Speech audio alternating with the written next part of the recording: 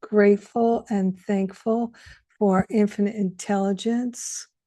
So grateful for the love of God that shines in our hearts and minds. Grateful to know and remember that right where we are, perfect peace always is, and we are making ourselves fully available to it.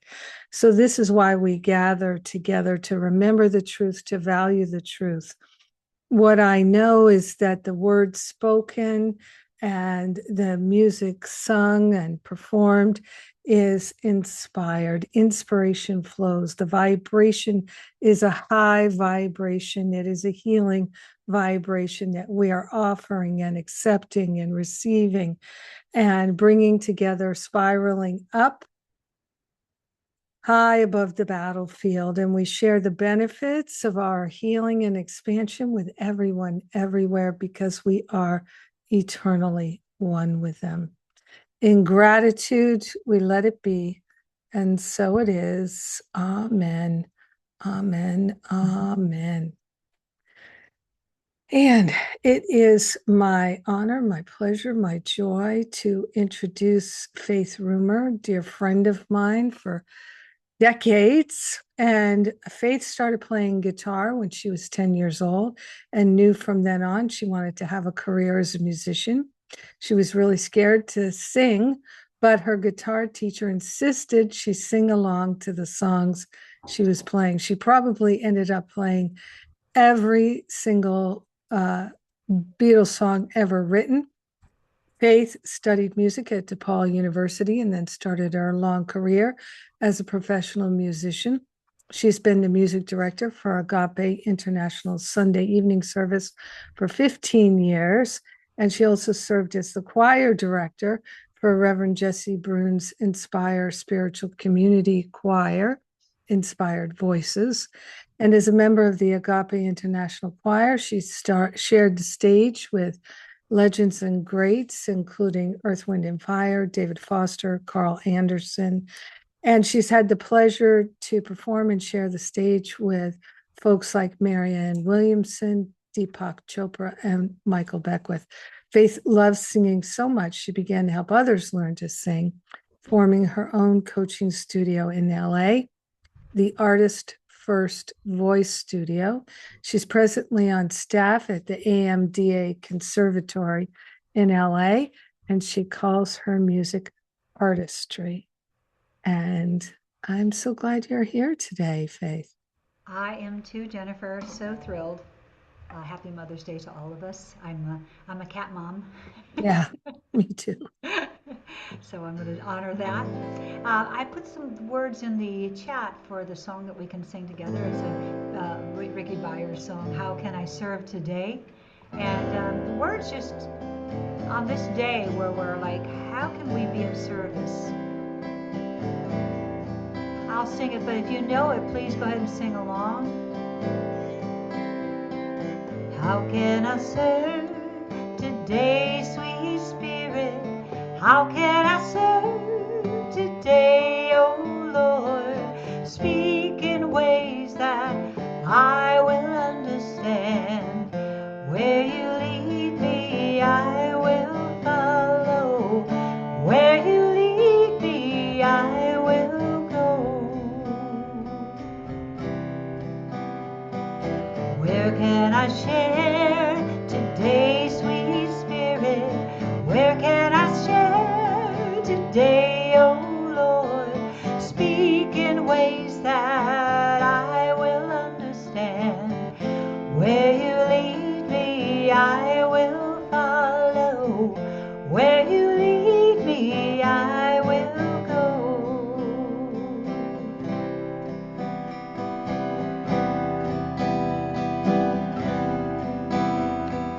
Help me forgive today, sweet Spirit. Help me forgive today, oh Lord.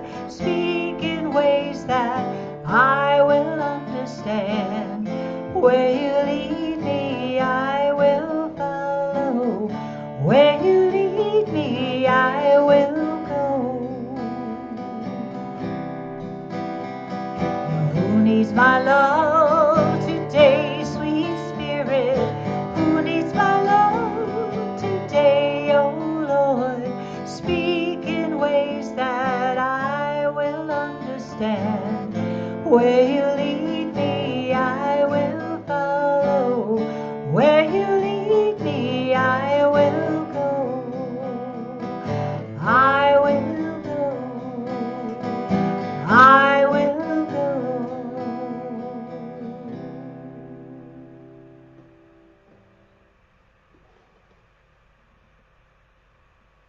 Yay.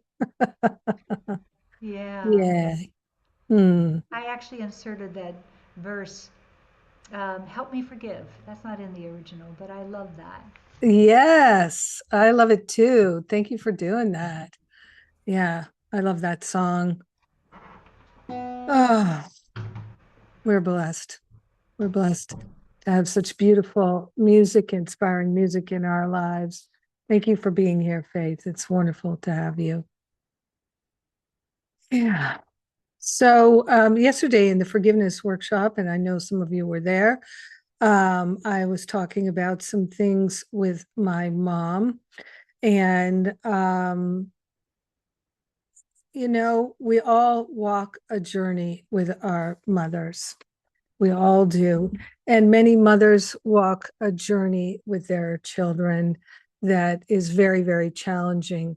And we all have these ideals that we would like the people in our lives to meet.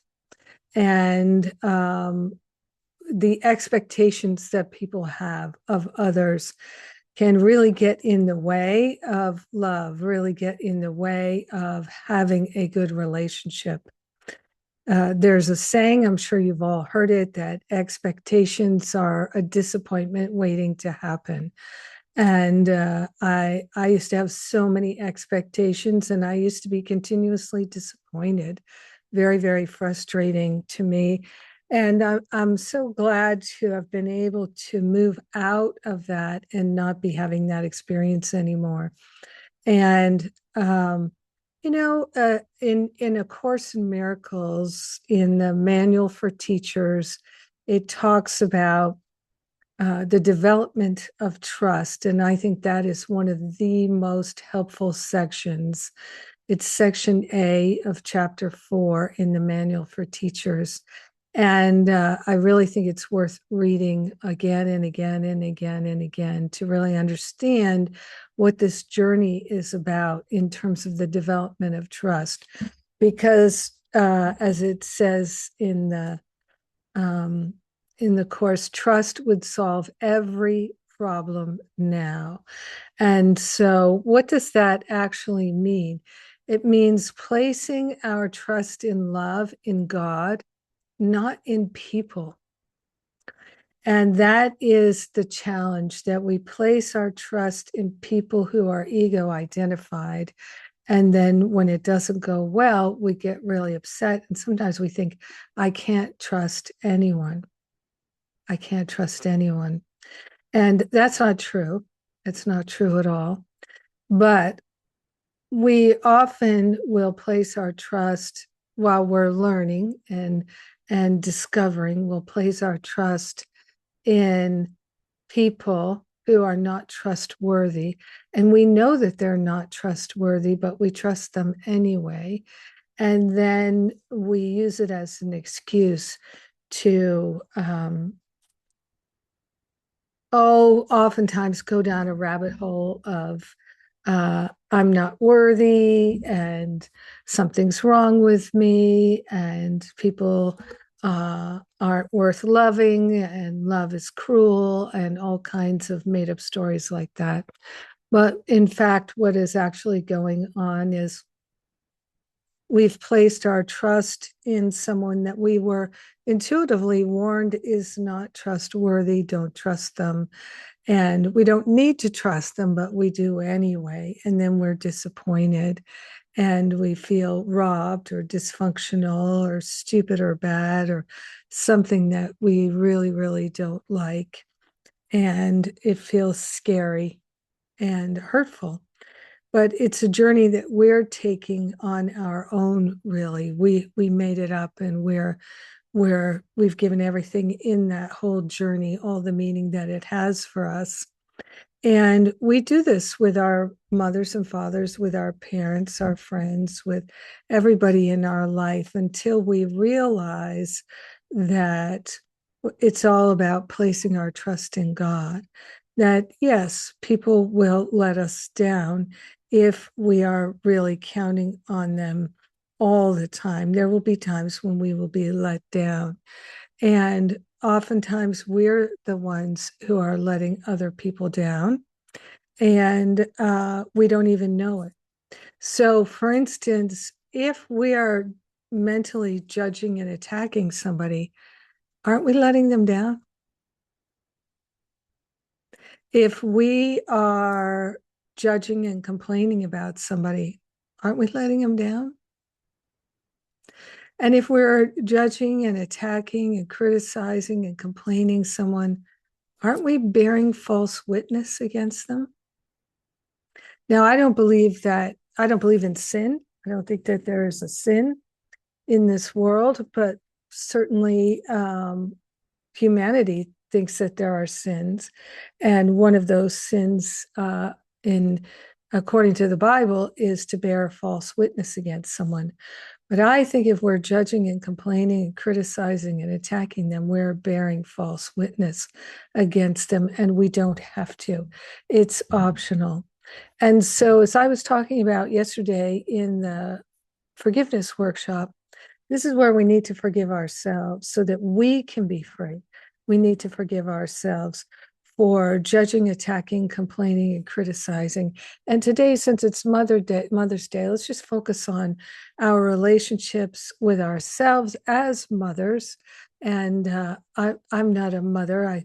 I have two fur babies, as Faith mentioned, dog and a cat, but I don't have any children. And but I have a mom, and I used to judge and attack her and criticize her all the time. And so the healing that I've experienced was extraordinary in my relationship with my mother, as I talked about yesterday, and many of you were there. And that healing was a gift that I gave myself and I shared with my mother. And the healing really came when I realized that I was mad at myself and not at her. I was mad at myself for not accepting her as she was. Everybody has limitations into their personality, everybody. And everybody has physical limitations. I can't sing like Faith can sing, you know. I maybe, I mean, I could carry a tune, but I can go off, and I don't think, I bet you Faith can't do that unless she does it on purpose, and she has skills and talents that I don't have. And everybody has skills and talents that other people don't have. Some people are unbelievable at tasting foods and spices and doing stuff like that. They just have an extraordinary gift for it. And some people can't basically taste anything, as it's just not salty enough. That's all they can taste. And there's nothing wrong with anybody having certain gifts or not having certain gifts. That's just how we are designed. And there's a divine design to all of it. There's a perfection to all of it. And so it really is about accepting ourselves and each other. And so I just do not think that we can feel free or feel really, truly joyful until we forgive ourselves for judging others, including, and also for judging ourselves. Because here's the thing, A Course in Miracles talks an awful lot about guilt and the unconscious guilt. And so to me, when we are attacking our brothers and sisters, judging our brothers and sisters, complaining about our brothers and sisters, our mothers and fathers, and all of the other beings on the planet, when we're doing that kind of thinking about them, then whether we recognize it or not, we will feel guilty. We will feel ashamed for doing that. We may not notice it, and many people don't notice it because they're not spiritual students and they don't understand, but it's going to show up. And a lot of the times, the way that unconscious guilt shows up is feeling that we're unworthy, feeling that we've done something wrong, that we're bad, that we're unshakably dysfunctional or missing something, and that those kinds of self-opinions persist and persist and persist and persist because it's all being unaddressed. We're not thinking that we need to heal any of that. We don't even realize that it's healable, but it is. And so we are going to keep provoking that unconscious guilt again and again and again until we uproot it. And we can. And that is the beautiful thing, that we really, truly can uproot that unconscious guilt. And so when we are feeling guilty for any reason whatsoever, we are bringing up that unconscious guilt for healing. And so I'm going to invite you just right now to take a moment, place your hands on your heart, and just see, do you have any relationship to guilt as relates to how you have been in relationship with your mother or your children? Do you have guilt about how you have been in your relationships with your mother and or your children?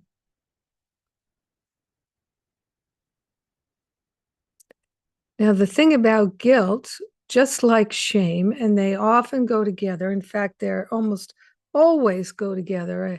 As far as I can tell, they always do, but I'm leaving room for doubt there. So that if you can look at, there's guilt, and then is there shame? Do you notice any shame?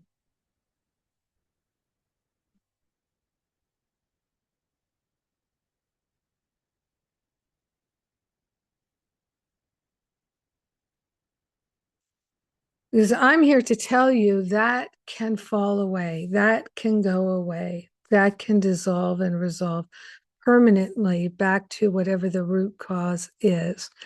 But it needs to be addressed. It absolutely needs to be addressed. You don't have to lie in a puddle of it, right? You don't have to roll around in the mud of it. You don't have to do those things.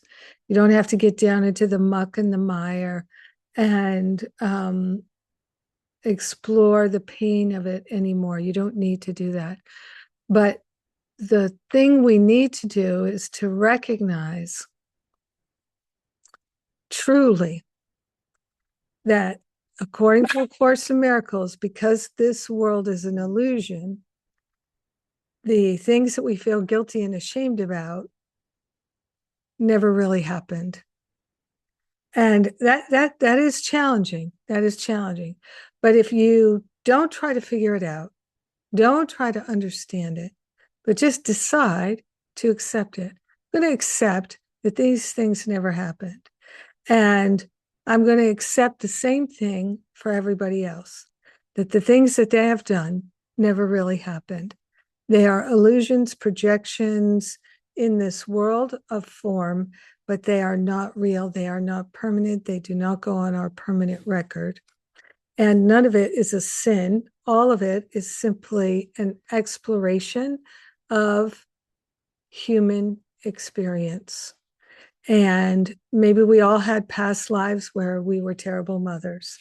Maybe we've all had past lives where we were awful children, just in terms of our behavior and the things we said and did. So maybe so.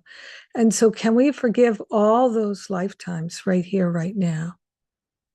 Can we forgive it all? Because that is the opportunity that A Course in Miracles tells us is in front of us. We have to allow ourselves to remember our innocence in order to feel free, in order to feel joy, in order to remember the truth. And that does indeed liberate us, because the truth is, it's not going on our permanent record. It was a temporary experience, and we can allow all the pain of it to dissolve and resolve permanently back to the beginning before it ever began, if we would like to, if we're willing to. So, in my experience, when people are really suffering and in pain and guilt and shame and anger and hurt and resentment and all of that, they're keeping it alive. They're feeding that fire. They're feeling justified. They're feeling that they're right. And they're definitely wanting recognition for their suffering. Now, I'm going to say that I don't think any of that emotional life is wrong. I don't think it's wrong. I don't even think it's a mistake. I just think it's an exploration. People are exploring, what does it feel like to feel guilty? What does it feel like to feel ashamed? What does it feel like to feel afraid and worried and hurt and hopeless and desperate and all of that?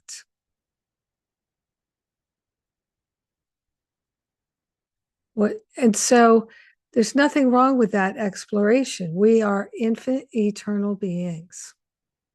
We have all eternity, never ending eternity, infinite opportunity to explore. So, what could be wrong with exploring something in an illusion? Like in your dreams at night, right? When you're sleeping in your bed, you explore things. I used to explore horrible fights with people. I used to explore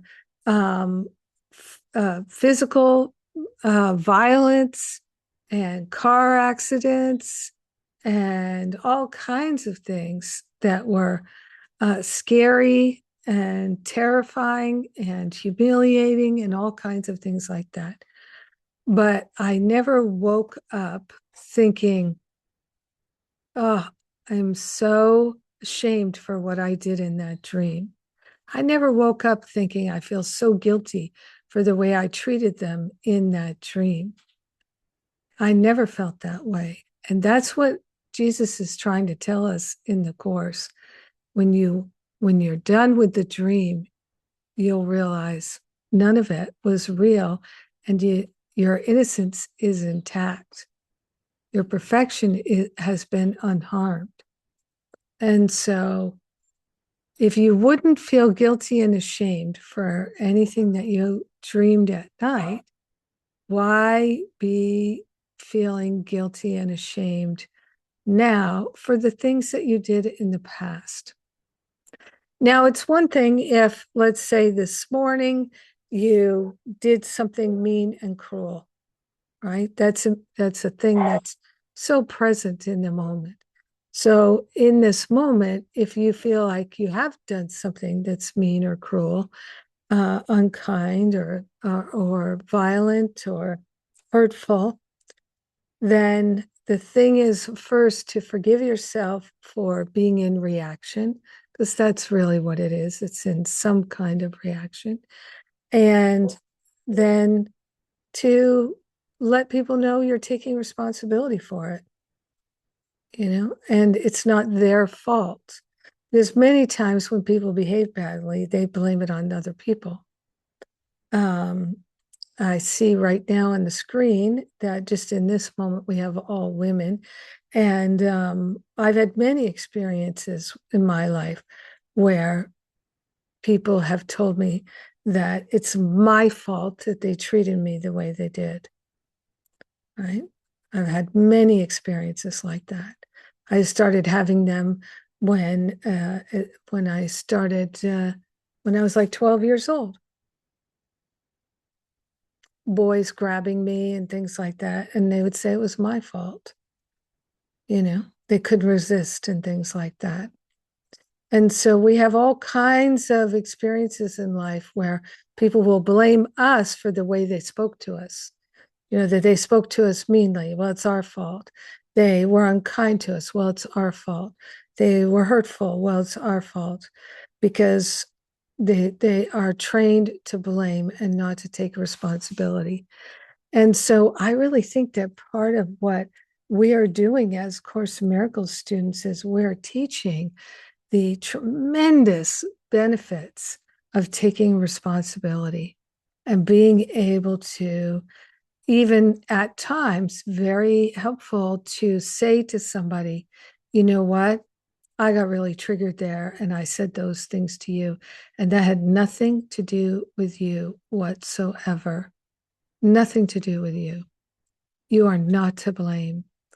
And I've even done that with my staff.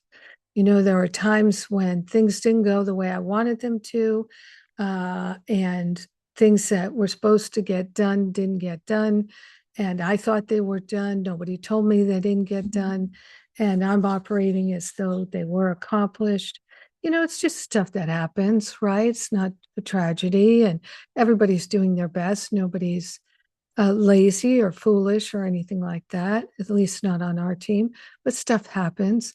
And I've come a long way, but years ago, I would get really frustrated and the tone of my voice would change, right? Because I'm annoyed and frustrated. I'm like, oh, I can't believe this happened. Oh no, this is a bummer. But I would say to whomever I'm talking to, I am not upset with you even though they made the mistake or they forgot the thing that I was counting on. I would say, I am not upset with you. I am upset with me because I get so frustrated sometimes that I'm trying to communicate all these different tasks and do a good job. And I don't always do a good job. I'm not always a good supervisor. I'm not always a good leader. And I'm frustrated with myself about that. So don't take the change in my voice as anything personal to you. Please do not do that.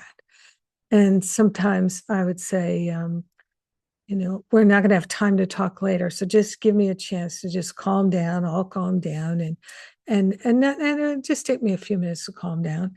But I took responsibility. So to me, that being able to teach all the time, I'm responsible for what I see. I'm responsible for what I feel. I choose the feelings I would have. It's so helpful because we are really, really broadcasting to the whole world. You can do this too. You can do this too. And it feels so much better to take responsibility, no blame, than it does to feel like a victim. It feels so much better to take responsibility than it does to feel like a victim. When we feel like a victim, we feel helpless. There's nothing we can do. And we're just stuck. It's so frustrating. But when we can say, okay, I recognize I am frustrated with myself. I am judging myself. I'm not judging you. I'm judging myself. And you're experiencing my emotions, but I'm not doing it at you. And I really need you to know that. This has nothing to do with you. This is just my own frustration with myself. I think it's so beautiful. I know I have 3 nephews and a niece. I have a goddaughter and she has a sister and other children that are precious to me in my life.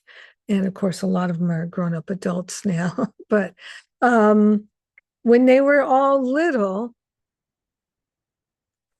I can only think of a couple of occasions where I might have snapped at them. I'm trying to get everybody in the car and the seatbelts buckled and those car seats, organized and blah, blah, blah, and get everybody in the car and get us going. And little kids, you say to them, okay, put on your shoes and I'll be right back, and you go back, they haven't put on their shoes and they're like, oh, no, no, no, no. It's like, you were supposed to put on your shoes. Why didn't you put on your shoes? And they're like, oh, put my shoes on now. Yes, no, this now, because we're getting in the car and we're supposed to be in the car now. And so, those situations are challenging for sure. And so I just remember one time with my niece, I tried to get her buckled in and she kept getting up and I grabbed her and I pushed her down. I was like, get in that seat, And she looked at me with his face like, and but once I got myself buckled in, I turned around and I said to her, I'm sorry I yelled at you, but I asked you 3 times to get in that seat and you weren't doing it. So I just needed you. And I'm sorry if I scared you or hurt you in any way. I mean, I don't think I really did. But anyway, I just remember that. I remember her little face, and but I apologize, So those children grew up knowing always that I take responsibility for everything that happens in my world. And every conversation I ever had with them, I hope they always felt that I was always taking responsibility for everything that happens in my world. It's such a beautiful thing to teach children because they really listen to what you say. And they really watch what you do. And so we can always, but so do adults, and we can always be teaching the power of taking responsibility for what we think, what we feel, and what we think we see. So that is the blessing of A Course in Miracles for sure, is that lesson about taking responsibility. And that's what enables us to move out of victimhood. And it just makes life so much better. So, in terms of my mother, one of the things for me was to really take responsibility that I wrote this script with my mother, and I can take responsibility for what I think I see in my mother, in my relationship with my mother. I can take responsibility for having a better relationship. And these opportunities are always available to us, whether somebody has passed away or not, because we are eternal beings and there is no end. And so it's never too late to take responsibility for what has occurred and for the meaning we made of it. And it's never too late for us to forgive ourselves for learning on the job, right? Learning on the job, because that is what we're always doing. We're learning on the job.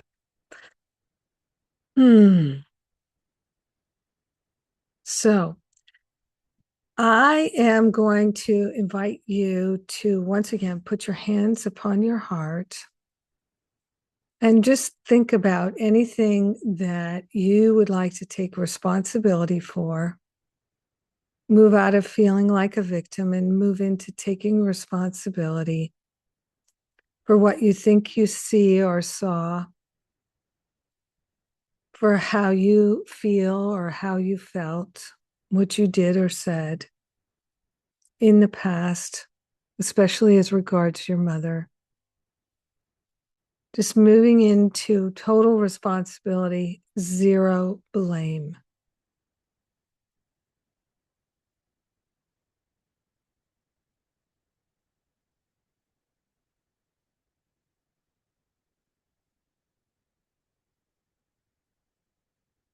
And then, is there anything that you would like to say to your mother from that space of total responsibility? What would you like to say to your mother from that space?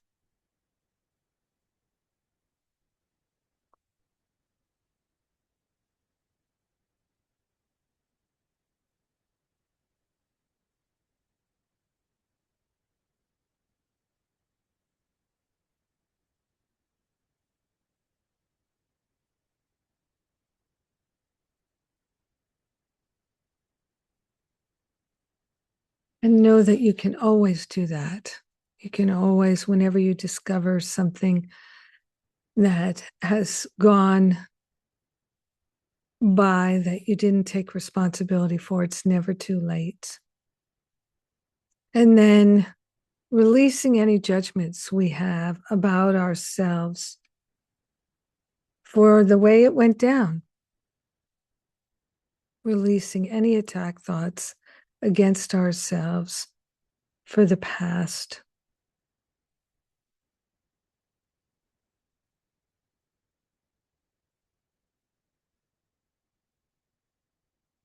And while we're continuing to contemplate this, I am going to ask Faith if she would give us another song, please.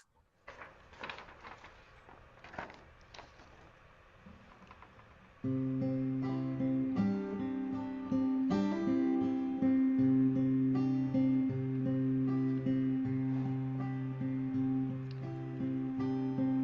this moment, in this place, I remember who I am, letting fear and worry fall away from me.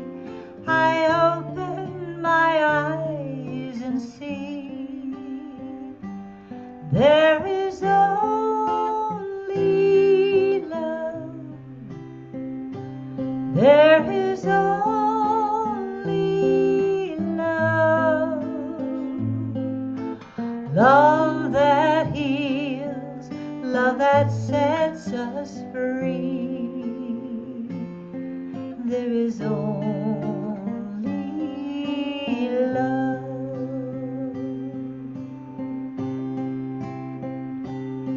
When I lose myself,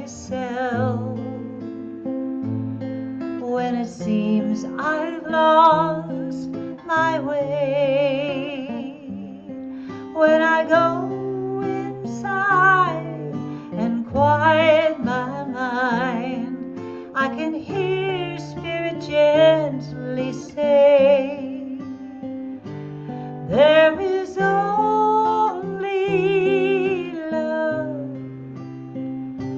There is only love.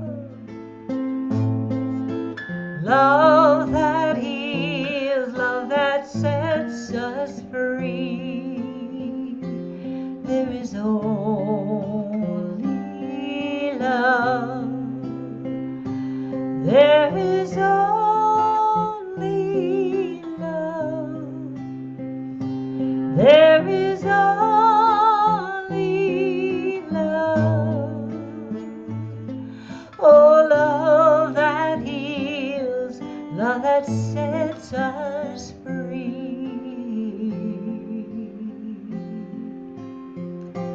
There is only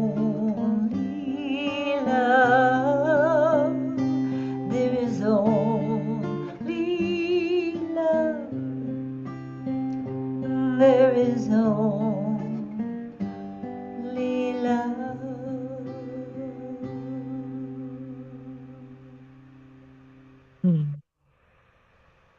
So beautiful. Thank you. Thank you. Tell us about that song, Faith. Well, it's a Michael Gott song. Um, Oh, okay. he wrote it a long time ago, and then Karen Drucker did a version of it. And I think she added some extra lyrics, I think. Mm, But I had really listened to his version of it, and I work for Spirit Awakening Foundation, and I'm that's right. with the women, and where I work with them are the women who come from domestic violence, and they're there with their children, and I play that song for them quite often. We do some singing and artwork, and play those. And sometimes I just have them in the background while we're creating music, creating art, and I know that that changes the vibration because music changes our vibration. Yes. Yeah. Wonderful. Thank you. All right. We're going to do that thing we do here at Sundays with Spirit. We are going to um, do a short breakout, so that people who would like to um, can share what you got that maybe you'd like to share with your mother. You can just tell the people there, or maybe it's something you'd like to share with your children. You can just tell the people in the room. It's private. We're asking everybody to just keep confidence here. And we are just, like I said, going to do a short breakout, and then we'll come back for more prayer, more music, more inspiration. And I will see you on the flip side.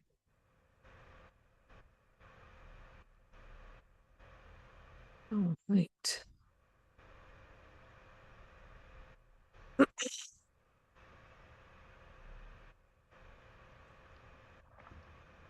I'm just going to give people a minute to get into their breakouts.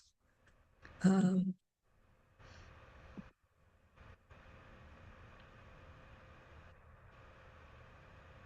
so, Faith, do you have anything that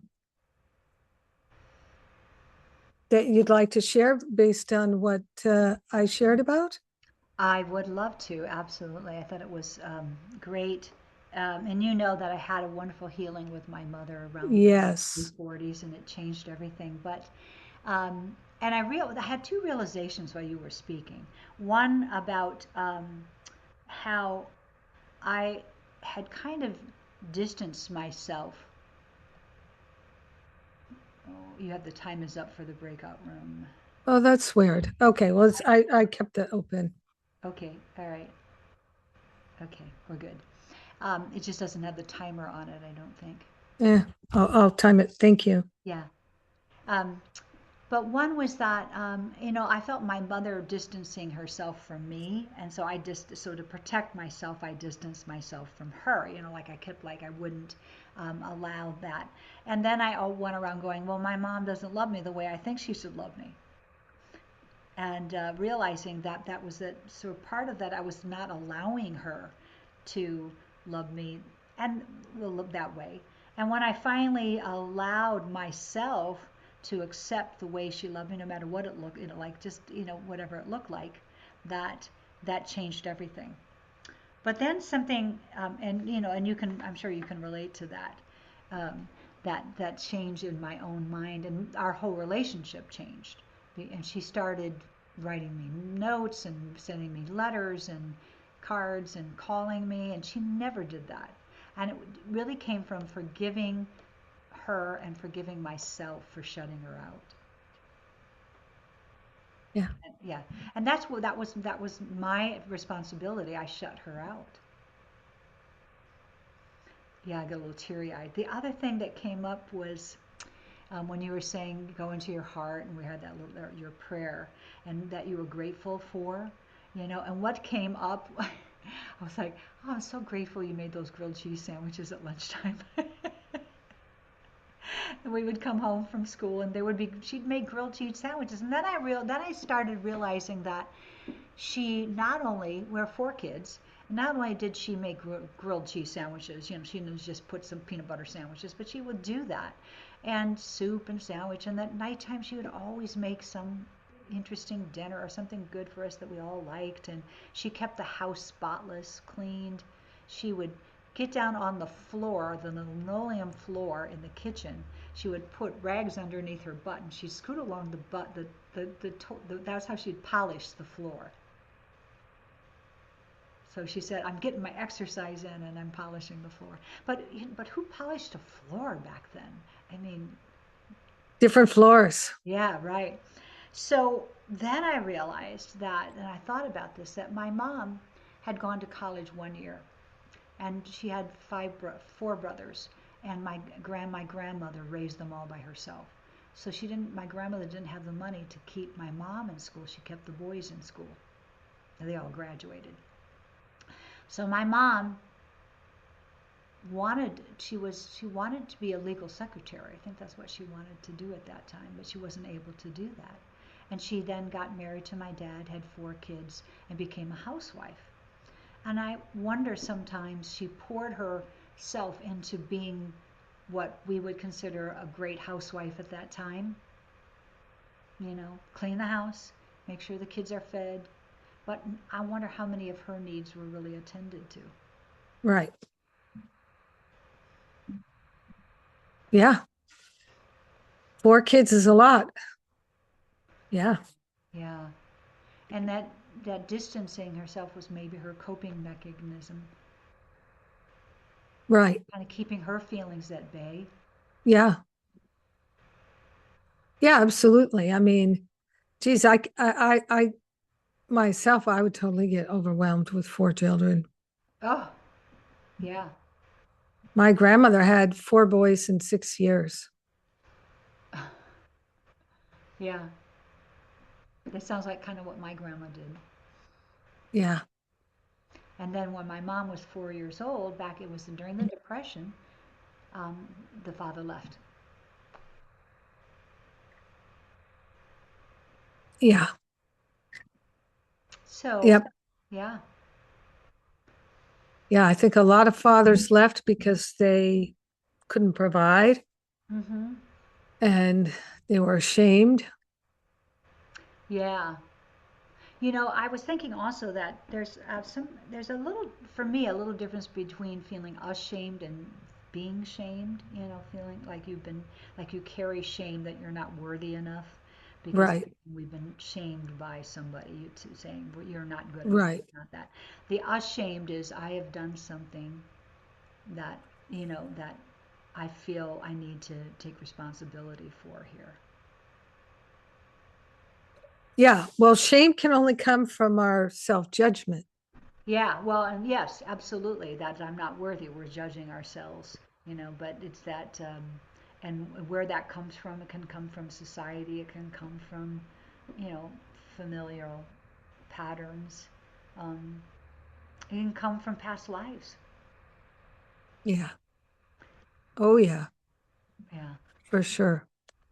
yeah. Yeah, because the judgments that we don't release, they stay with us. Oh, without a doubt. Yeah. Yeah, I've been noticing all the little ways I judge this week.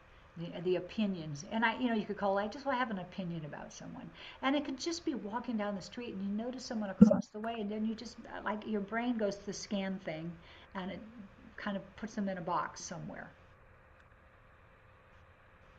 Yep. Yep. And of Yeah. course, yeah, and of course that's our primitive brain trying to scan our environment to protect us. Well, and I would just say that's also the ego.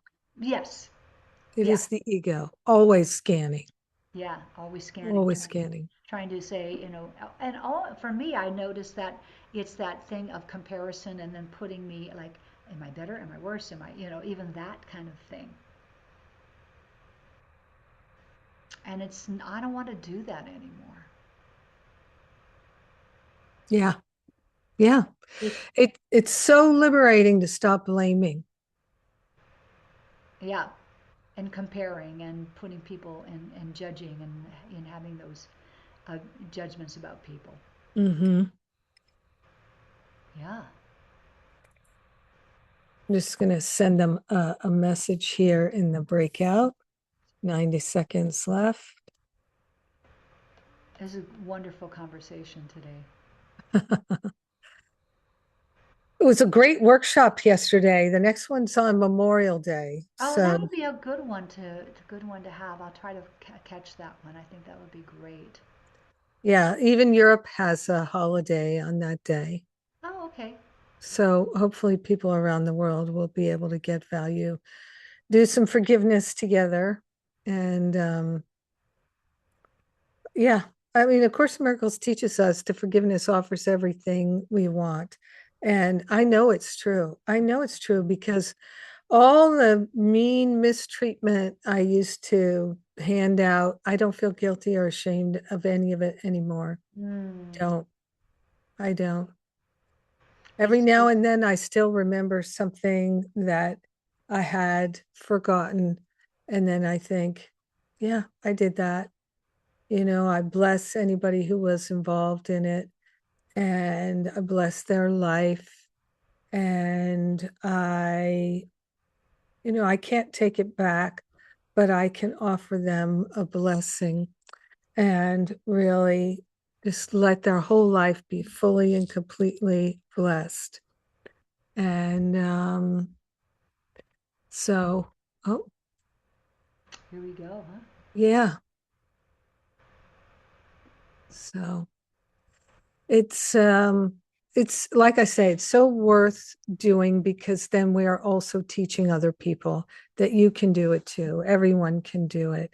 And that's what's amazing is we can all realize that we can let other people off the hook. We can let ourselves off the hook, and that we can be free now. We don't have to wait. And if we don't do it now, we're just going to drag it with us for the rest of our lives and into the next life. So why not do it now? That's one of the things I feel I'm very blessed by, as I realized a long time ago. Just do it now. Do the forgiveness now. Do the healing now. Be patient now. Give up the judgment now. Choose compassion now. Just now, now, now, now, now, because you don't want to drag any of that baggage with you anymore. No, no, no. Enough. Yeah, Yeah. enough. I want to be light. I want to travel light. Exactly. All right. So I hope the folks who did the breakout had a good breakout. And we're going to make a couple of announcements here. And then Faith is going to give us another song. And I'm going to give you another prayer. So announcements are next Saturday is my once a month deep dive workshop. And this month it is on healing religious guilt. This is what was requested of me. A lot of people do have guilt due to the way they were raised in their religion and traditions. And so that's a real thing for a lot of people. And we are going to work on healing that. And then also, my deep dive in June is going to be family liberation. So, culminating next month is Father's Day, this month is Mother's Day. So, we're going to do family liberation, because I know that when one person in the family heals, the whole family is healing, and we can really take responsibility for healing the whole family without any blame. And just we're going to do our own inner work, seek not to change your family, but to change your mind about your family. And then also, we're going to be announcing this week a new program. I've done a couple of these in the past, Change Your Mind. So I did Change Your Mind about your body, Change Your Mind about yourself. And this year we are doing Change Your Mind about the world. And because the world is on fire, it's in turmoil, in case you haven't noticed. And so we're going to change our mind about the world. And the teachers in that are Alan Cohen, James Twyman, and Michael Mirdad, and myself. And there's one more I need to confirm. And so that's going to be taking up most of June. There'll be 6 sessions, 4 in June, 5 in June, 1 in May. So that's coming up. You'll hear about that with the early bird bonuses and things like that. So that's what's coming up. Also, if you appreciate what we're offering, I do invite you, yes, in the forgiveness workshop on Memorial Day.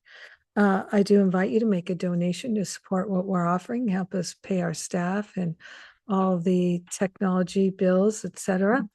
And I'm going to turn it over to Faith to make some announcements. Oh, well, thank you, Jennifer. I put in the chat, I have an upcoming class. It starts actually tomorrow night, so it's not too late to join. We have a couple spots left, and it's Unlock and Empower Your Emotions.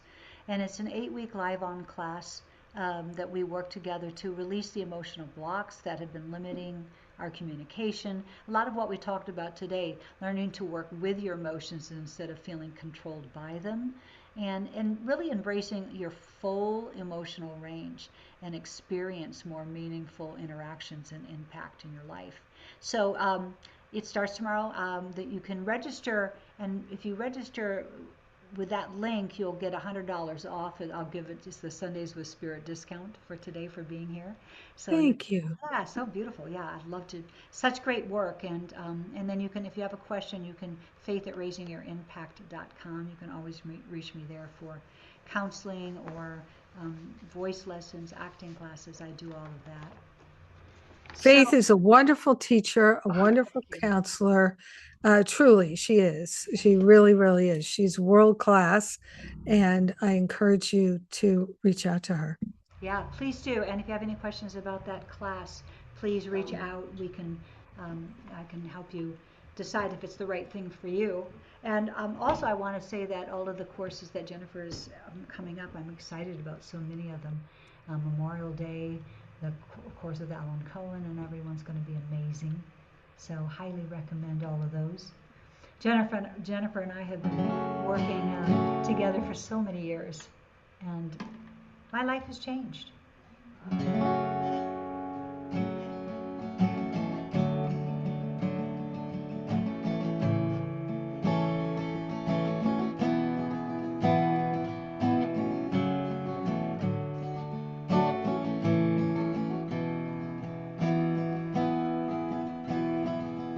I hope you'll never lose your sense of wonder. You get your fill to eat, but always keep that hunger. May you never take one single breath for granted, and love will never leave you empty-handed. I hope you still feel small when you stand beside the ocean. Whenever one door closes, I know one more opens. Promise me that you'll give faith that fighting chance. And when you get the choice to sit it out or dance, I hope you dance. I hope you dance.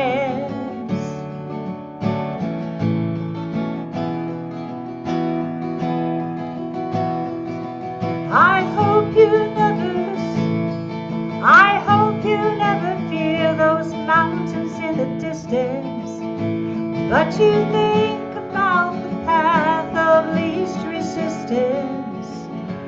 Living might mean taking chances, but they're worth taking. Loving might seem a mistake, but it's worth making. Don't let some hell-bent heart leave you bitter. When you come close to selling out, reconsider. Hear the heavens above more than just a passing glance. When you get the choice to sit it out or dance, I hope you dance. I hope you dance. I hope you dance. I hope you dance. I hope you still feel small when you stand beside the ocean. Whenever one door closes, I know one more opens. Promise me that you'll give faith a fighting chance. And when you get the choice to sit it out or dance, dance. I hope you dance. I hope you dance.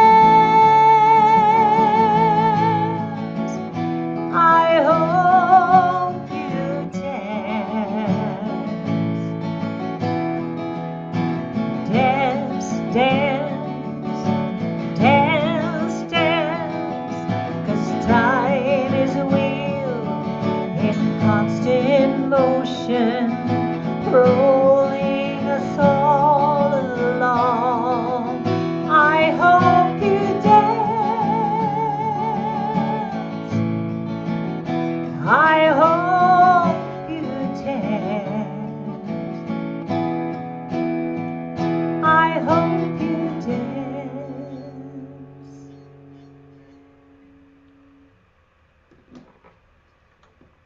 What a great choice. Yeah, Thank you so much. Thank you, thank you, thank you. Yes, beautiful. thank you. Thanks everybody for being here and sharing the love. So grateful for the opportunity to gather, to be inspired.